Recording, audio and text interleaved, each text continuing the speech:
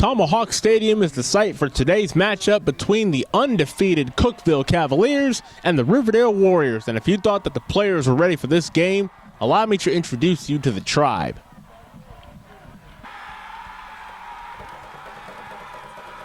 They were loud, they were rowdy, and they were ready to go early. And so was Savion Davis. Running around the left side early in the first quarter, he outruns the entire defense and scores a touchdown. 7-0 Riverdale early on. And their fast start will continue on the defensive side of the ball.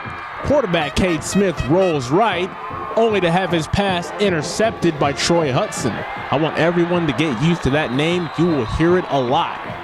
So Cookeville decides to go deep into their bag of tricks, and they pull out the old-fashioned reverse. Here's Jarquez Hicks weaving his way through Riverdale's defense. Will be pushed out of bounds at the 15-yard line. Next play, they go back to power football. David Gist lowers the boom.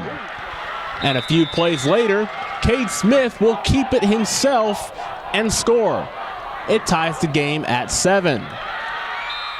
So Cookeville trying to carry that momentum into their next series.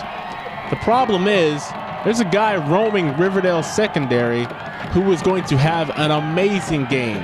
Troy Hudson again with the interception. But this seemed to wake Cookeville up, because on their ensuing drive, Cade Smith would go over the middle and find Jarquez Hicks for the touchdown. Cookeville up 14-7, and Hicks was not done. Closing seconds of the first half, Hicks decides to play a little volleyball with himself.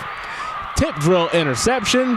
Cookeville goes into the break, up 14-7. More of the same in the third quarter. David Gist would find a hole.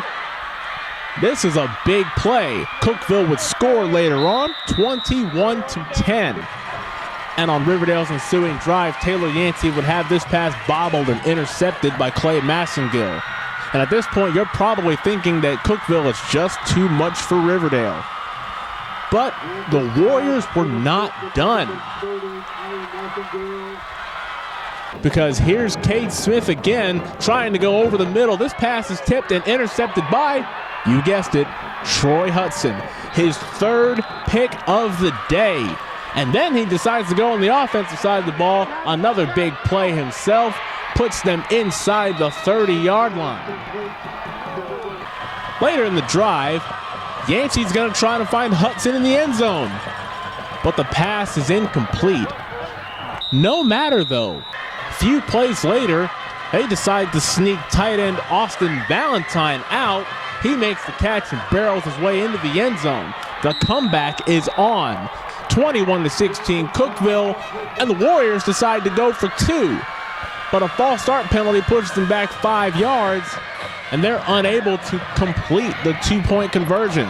It's still 21-16. Next drive, though, the comeback is complete.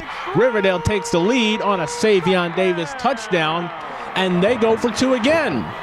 This time, the direct snap to Smith works. 24-21 Riverdale, and this place is alive. Ensuing Cookeville drive, Cade Smith going over the top, and this pass is intercepted by Troy Hudson for the 4th time in the game. They were unable to move the football, though, and Cookeville gets one more opportunity. And Cade Smith decides to scramble, try to pick up a few yards, but is hit late out of bounds. A personal foul that gives the Cavaliers new life. And a few plays later, Cade Smith will thread the needle to Davin Dial for the go-ahead touchdown. One more play left for Riverdale, and this is it.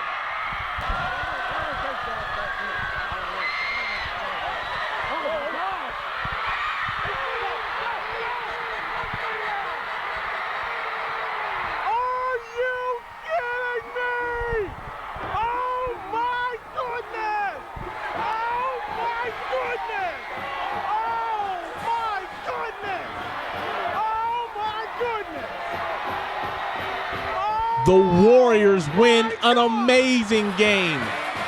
Savion Davis tip drill touchdown for the win, 30-28 over Cookeville.